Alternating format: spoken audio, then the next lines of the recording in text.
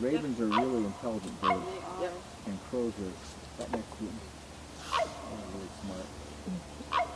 They communicate so amazingly.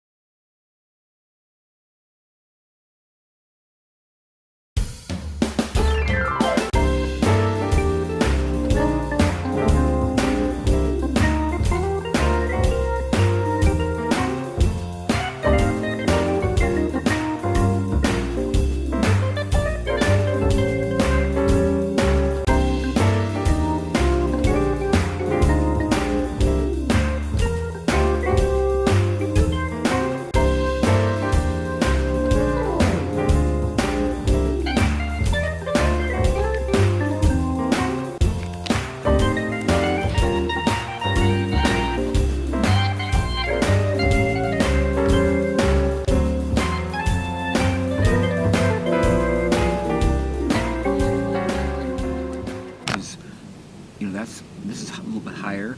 I'm going to take this one out and finish it. So many times it's just, you have to choose. Not that one's wrong, right? But it's just that, what's going to be the best option here. How do you keep your saw like that so sharp? It's a Japanese saw that's made that way. Okay. And how you keep it sharp is you stay out of the dirt. Okay. When you got low stuff, go get something you don't care about, or some loppers. Okay. Because if you touch this blade in the dirt, the edge is gone. Okay. I'm telling you, man. I've done it. Yeah. If the growth is coming from, so that when it heals over, it look like it just made that bend. The art of pruning Japanese is hiding your cuts. When you're done, if you've done it right, it should look like you can do anything. You know what I'm saying? Where in our culture, they start hacking all the ends off, and you look at all these stumps in your face. And that's gross. It's just, so you always want to finish with the natural. We're supposed to usually take those ones off, the inner growing ones. Well, what I'm seeing here is I got good light. Mm-hmm. That's what I focus on. Okay. I'm not really caring, whether they're going in or out. It's just as long as I have access to them. So, come across here, I'm going to open something, so I want to be able to get into my tree. But as long as I get good light on it and everything, then we're good. The birds can fly through. The mentality is the tree's going to grow, give it room to fill. When I say prune an apple tree, if you prune an apple tree, so you can throw a cat through it. And if you throw a cat through a tree, they don't ball up, they spread out. I get it. These things put on so much growth. You don't open it up, they'll get shaded.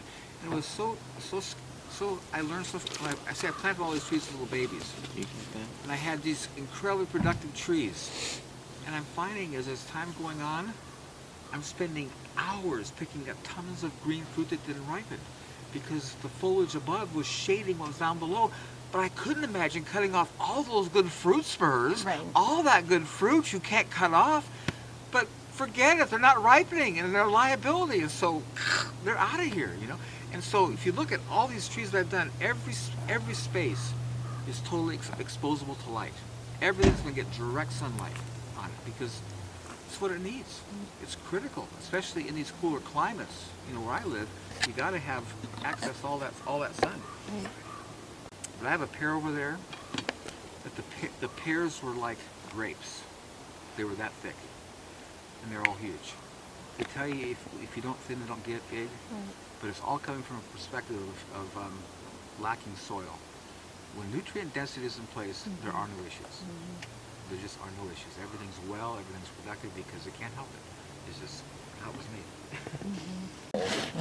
So again, here's something that I want you to remember. Most people, when they're pruning, they're focusing on what they're taking out. That's not what you focus on.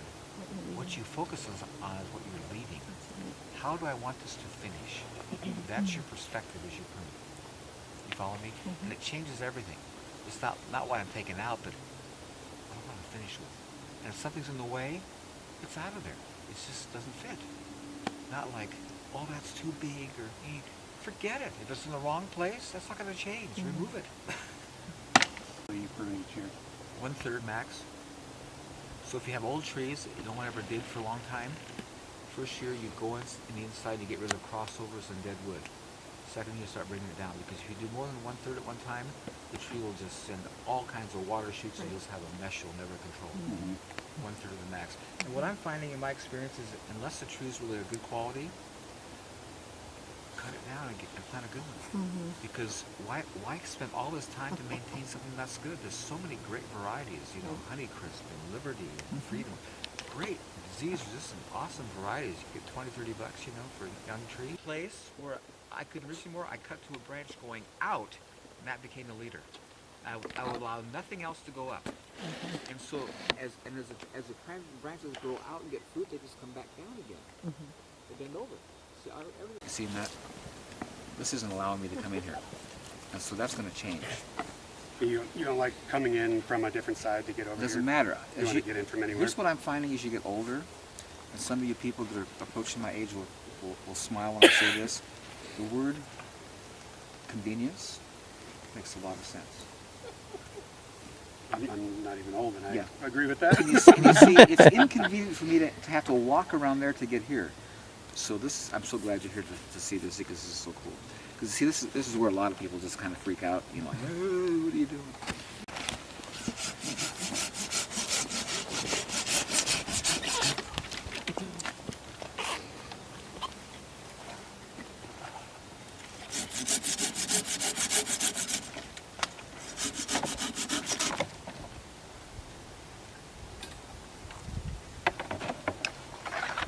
See now, I can get into my tree. To access fruit when it later comes on, and right now to do some pruning. And it's just, to me, it makes it so nice just to be able to reach everything and get there, not having to be pushing stuff out of your face and getting whacked. Why I'm doing this is why I do these tours, because I want people to get. I've been for 40 years. I know what I'm talking about. And I had every disease, every fungal issue on these trees when I first came, and I had none now. And it's all about nutrient seed. You see, our whole allopathic mentality in treating disease is treating symptoms, spraying, fertilizing, all this stupid stuff, when the issue is way deeper than that. It's health. And so when you have an issue, have bugs, don't kill the bug, get your tree well. Fertilize the tree. You know, feed and water the tree, because when the tree's growing right and full of nutrients and water, bugs won't touch it. Bugs never attack a healthy plant.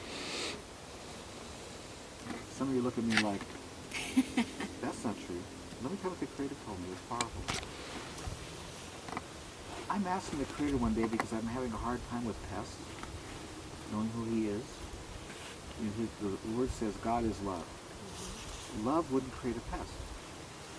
You hear me? The nature of love would not create a pest. That's not love. That's not kindness. So what's up with these pests? They're not pests. They're my police force. I created them as a police force.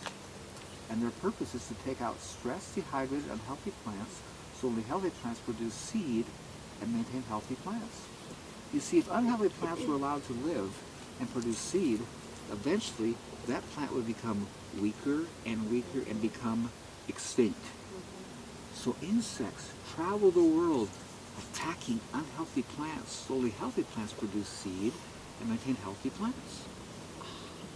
So whenever he tells you something, he does that confirmation. So I have celery in my garden. Have you ever planted celery? But the seed is really small. And it's hard to get them properly spaced because they're too little. You drop one, three fall, you know. And so I had to thin. And thinning this gorgeous, so I think I'm going to throw it. I'm going to go plant my herb garden over here because I want to have more to give away because they're nice plants. So my herb garden, I've never seen a slug. They don't go there. Don't know why they don't go there. So I planted all this celery because I had bare rooted it. It stressed. It felt, you know, it got limp. Come back the next day, my place is covered. The whole place is covered with slugs eating it. I'm thinking like, oh, that's interesting. Come back the second day, and there's nothing but stumps. And so I always do this. God talked to me. He says, just watch. He always does that. He responds with, just watch. And I said, there's nothing to watch. He says, just watch. Come back the third day, and all the slugs are gone.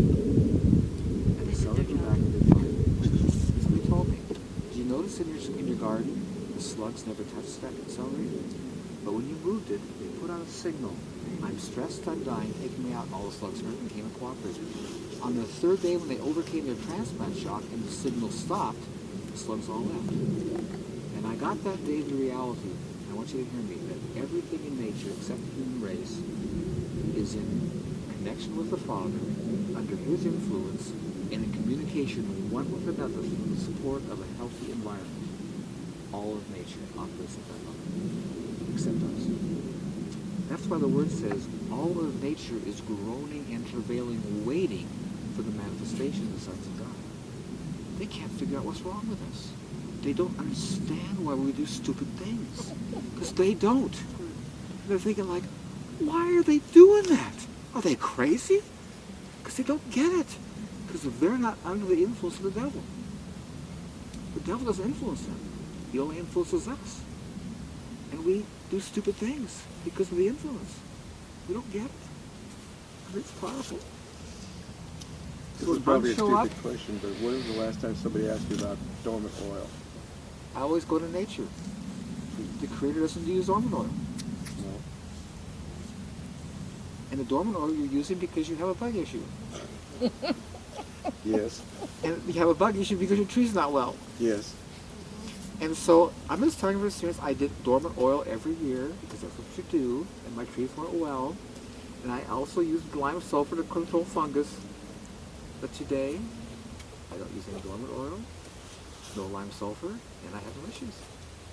Was there a period of time where you said, you know what, I'm going to focus on feeding and health? Well, I started out initially, but let those things happen? Here was the beauty of it, because I do pay attention, and I'm noticing that over time, these issues started to decrease, get less and less. And one year I'm thinking like, wow, man, there's no scab. That's awesome. It's always been here. And I'm starting to get like nutrient density is changing the picture. Mm-hmm. You know, it didn't happen overnight because it was progressive. This is what I tell people. I says, this was depleted for who knows how long. You're not going to correct it in a season. It's going to take time to regain again. But just be faithful and with it. Stay with it because it's going to come around. So at this point now, when you're advising people, would you suggest to just allow the tree to go through the Yes, because it makes it stressful strong. period And here's the insanity of all that spraying you're doing. The leaves are going to fall off anyway. Who cares? Next year you get new leaves. I mean, come on. It's not that big of a deal. Sure. And just as you view it, you're just realizing, well, I've got work to do. You know, I want to upgrade. You know, so it's just in your face like you need to help me out. You know? Or if you spray, you know, again, it's an allopathic, treating Yeah. symptoms. So it's just use it as a barometer. It's a and- barometer, you know. Okay. And then it's so cool. You start watching like, wow, there's less. This is getting better, you know. Or if you're spraying, you don't see that. You know. So it's just nice to see the process, you know. And again, I always go to the Creator. He doesn't spray. People thought they get so blown because you know that if you'll simply use that, if you go to nature where your questions, you'll find the answer is very simple and very clear. It's not hidden. The answer is really simple. For example, crop rotation. It's never done in nature. Fertilizing is never done in nature. Weeding, never done in nature. Yay. Huh? They're smarter than us. No, because there's order. Yeah. You know why weeds show up? The Creator showed me, you know, weeds are connected to nature. When you expose the ground, all of nature knows that soil is totally vulnerable. It's like an open wound. And nature puts weeds to create a new cover, to recover the ground. fast as possible. Because it's not supposed to be uncovered. I mean, it's so awesome how all of nature gets this. I want you to get the reality here. If you go to organic farms that raise your food, and you pick up their soil, it has no odor. It's done. Because there's no minerals. I'm telling you, man, it's amazing how totally deficient all of our soils are that we grow food. So what did you do to rebuild your soil here? Just the Wood chips. wood That's why, when you look at that gorgeous stuff with people with tillers and blenders, never have anything close to No, that. no. I did nothing. Just the wood chips. I put wood chips and walked off. Wow. I'm just telling you, nature is awesome. There's no way to improve on it. How long did it take to get from fresh wood chips to healthy soil? It happens pretty quickly. Yeah. And I tell people, like, when you put wood chips down on your garden, you put the 4 inches down, you go back in the spring, you pull it back, and the ground below is soft, black, and full of worms. It starts working immediately, and it just gets better. Just always upgrade. That's the beauty of this, you see, because as this material lays here, it's putting back more in the soil than the plants take out. And so every year, you have an upgrade. It's better and better. Or conversely, in the local agriculture, you know what's so pathetic, these poor farmers today?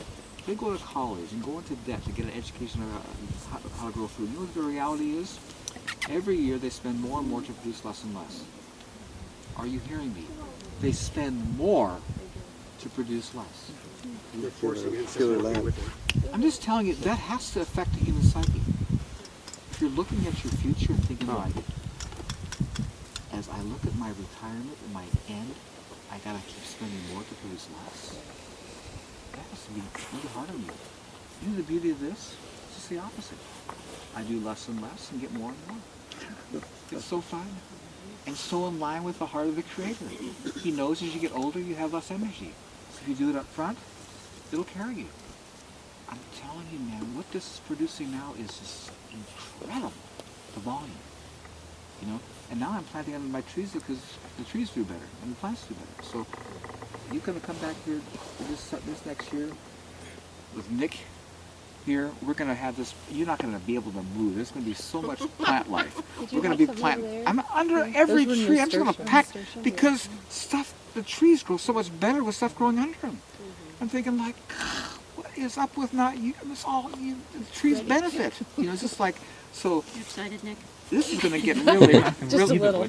really packed out, man. We're gonna load this up. I mean, you know, I got ordered all kinds of flower seeds, man. Nice. Cause I want stuff to grow because it makes the trees grow better. Yeah.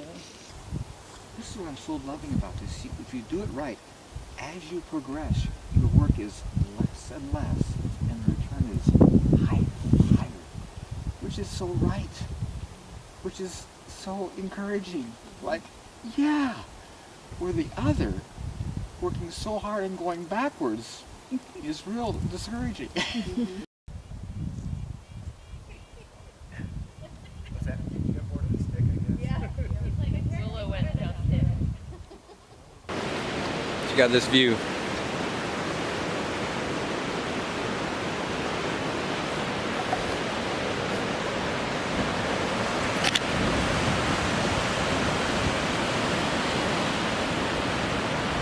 This place is so awesome.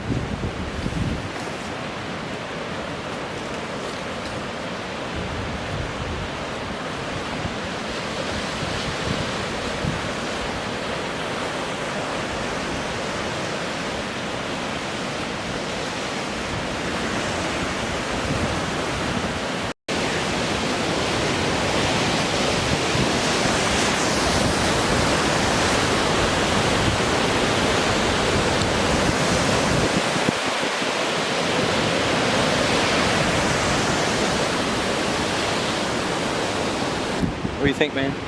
It's awesome. It is. It's incredible. Where we at?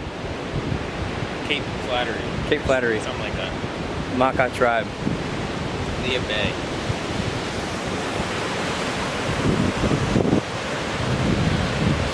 It's the northwest part of the United States.